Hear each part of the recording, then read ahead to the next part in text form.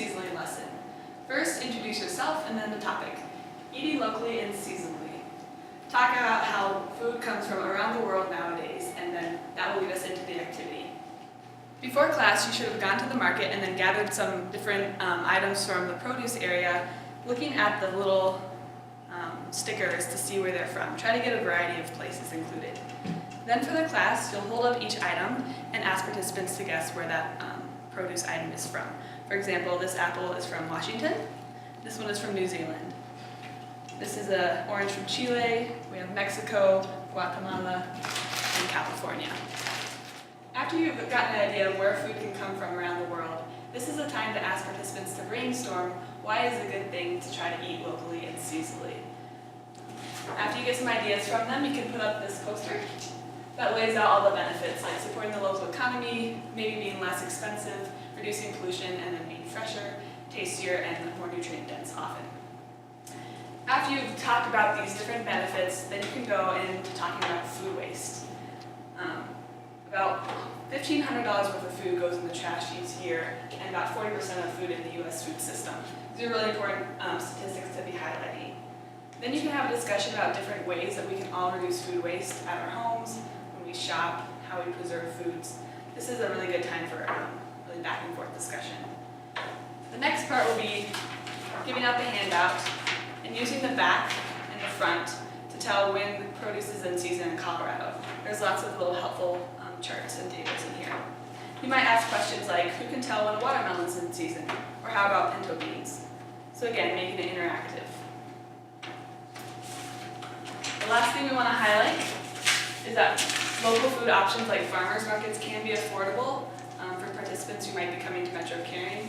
We really talk about the EBT programs that are available at farmers markets. For example, there's Double Up Bucks Colorado.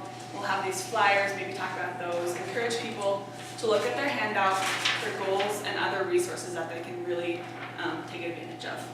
That's all, thank you.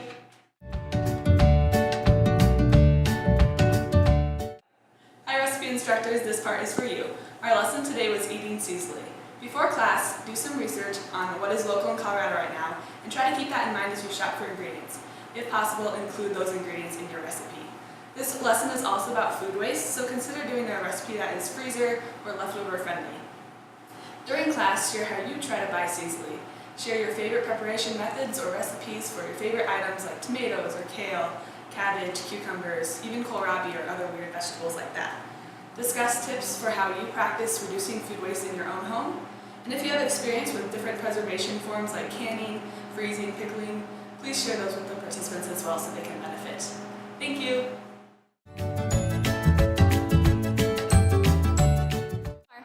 Hi, my name is Jenny, and today's facilitation tip is about relationships. And I think the most important tip to remember is this: people don't care what you know until they know that you care.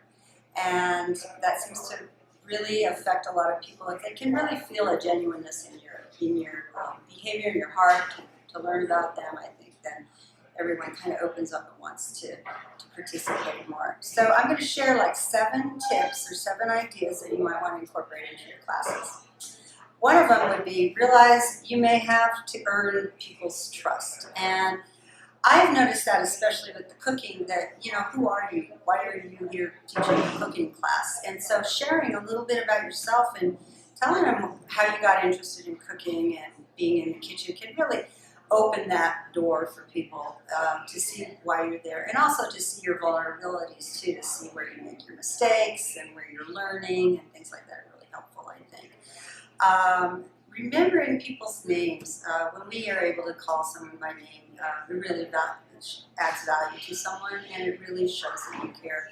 So I think that's a hard one for me. I think I have too many names in my head at this age, so I have to really work at that, but saying someone's name over and over is really helpful. Talking to them about the goals they're working on is really good, because it not only helps show your interest in someone, but it also shows that it helps others to really figure out what their goals are, and I think it just solidifies some of the things we're teaching, and it really helps. But it also helps us clarify what we need to work on too. And then asking about people's lives and how things are going, and especially if you can remember something about some of your participants, like maybe they just have been ill or they've had some family visiting or something like that, anything you can remember. I think it just adds to that trust and that relationship.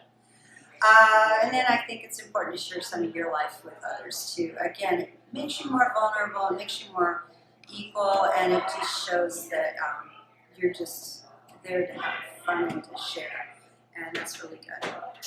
And giving a card or another friendly expression when a big life change happens.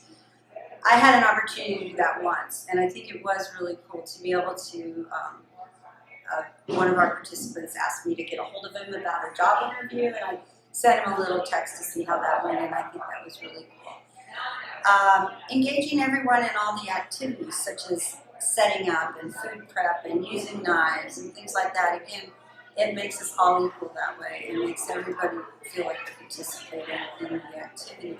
And it definitely solidifies what you're teaching, because when you get to pick up the knife and practice the skill or get involved in the cooking, I think it really helps a lot.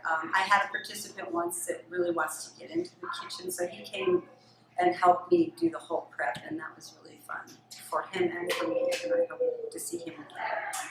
So by doing some of these things, I think it makes it easier for your participants to personally connect with you and to return. We hope, I'm always excited if I get to see familiar faces come back, because I think we have so much to offer and so much to teach. So hope that was helpful.